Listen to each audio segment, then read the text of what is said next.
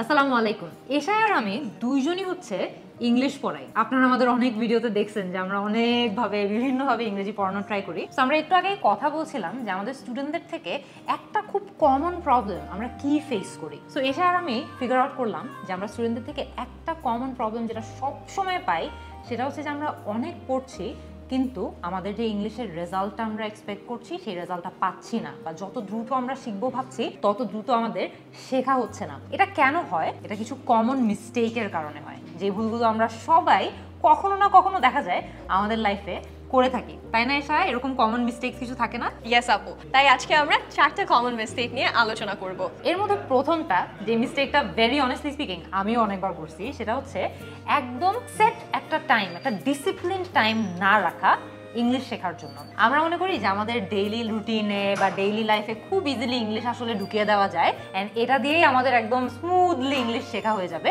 এটা কিন্তু আসলে সবার জন্য অ্যাপ্লিকেবল না। আমাদের অনেকজনের জন্য একটু ডিসিপ্লিন মেনটেন করে পড়াশোনা করাটা দরকার।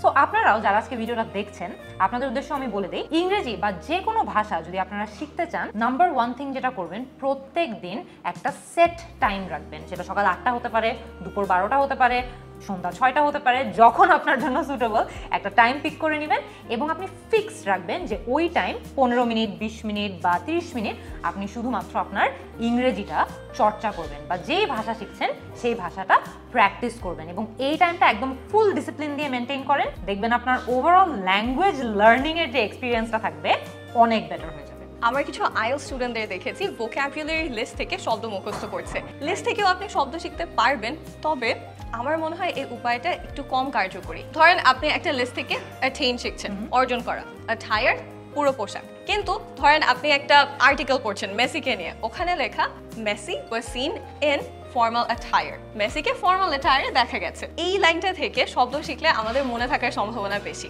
এভাবে শব্দ শেখার সবচেয়ে বড় অ্যাডভান্টেজ হলো আপনি কিন্তু একটা শব্দ শুধু শিখছেন না, শব্দটা কিভাবে ব্যবহার করতে পারবেন সেটাও শিখছেন। যেমন আমরা এখানে শিখলাম অ্যাটায়ারের সাথে আমরা ফর্মাল বলতে পারি, ফর্মাল অ্যাটায়ার। তাহলে এভাবে শুধু আর্টিকেল না, আপনারা গানের লিরিক্স, ক্রিকেটের খেলার কমেন্ট্রি, গল্পের বই, এমনকি আপনার পাঠ্য বই থেকেও ইংরেজি শব্দ শিখতে পারেন। সুপার একটা এক্সাম্পল দিল। আমি আরেকটা আমার পার্সোনাল লাইফ থেকে এক্সাম্পল দেই। সেটা হচ্ছে যখনই আমরা যে কোনো ভাষা শিখি, এটা ইংলিশ হোক, ফ্রেঞ্চ হোক, যেই ভাষাই হোক না কেন, আমরা অনেক গোল সেট করি, তাই না? যে আমি আজকের মধ্যে 100টা শব্দ শিখবো। কথার কথা, আসলে শিখতে পারবো না। আমার মনে হয় আমাদের গোল সেটিংটা নিয়েও আমাদের অনেক অবজেক্টিভ থাকা উচিত, রিয়েলিস্টিক থাকা উচিত। কি বলছি?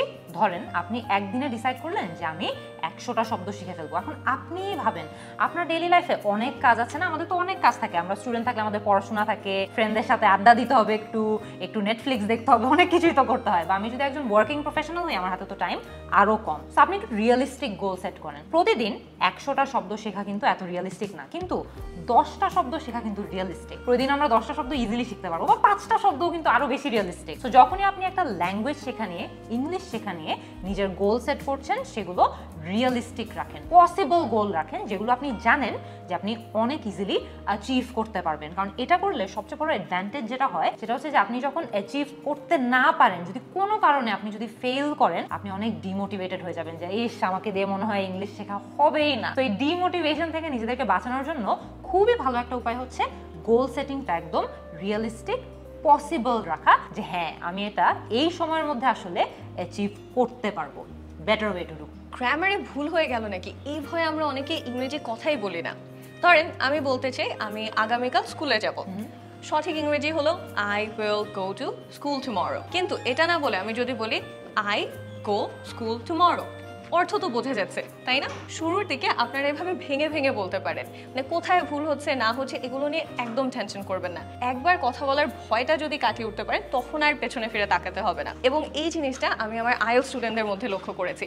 প্রথম দিন যখন স্পিকিং টেস্ট দিতে আসে, ওরা খুব নার্ভাস থাকে। মানে কেউ কেউ বলে যে ম্যাডাম আজকে ছেড়ে দেন, আমি নেক্সট দিন সব কিছুর অ্যান্সার দিয়ে দিব। তখন আমি যেটা বলি যে কোনো সমস্যা নেই, আপনার 1টা 2টা 3টা যা শব্দ মাথায় আছে সেটাই বলে। পরের দিন যখন স্টুডেন্টটা আসে, আগের দিনের থেকে উনি অনেক বেশি কনফিডেন্ট থাকে, কারণ ভয়ের যে পার্টটা আছে উনি অলরেডি পার করে ফেলেছে এবং ওনার পারফরমেন্সও ভালো হয়। মূল কথা হলো আপনি যতটুকু ইংরেজি পারেন ওটা দিয়ে কথা বলা শুরু করেন, ধীরে ধীরে পারফেক্টলি বলাও শিখে যাবেন।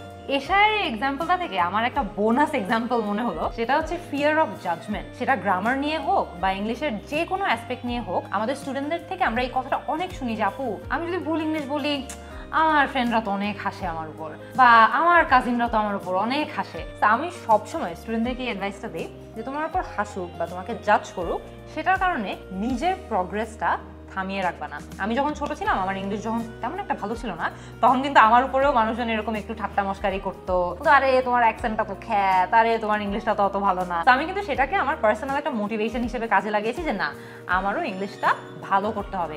শুধুমাত্র এটা না যে মানুষজন আমাকে জাজ করছে এই কারণে, বাট এই কারণে যে ইংলিশ জানলে লাইফে অনেকগুলো অপরচুনিটি পাওয়াটা ইজিয়ার হয়ে যায়।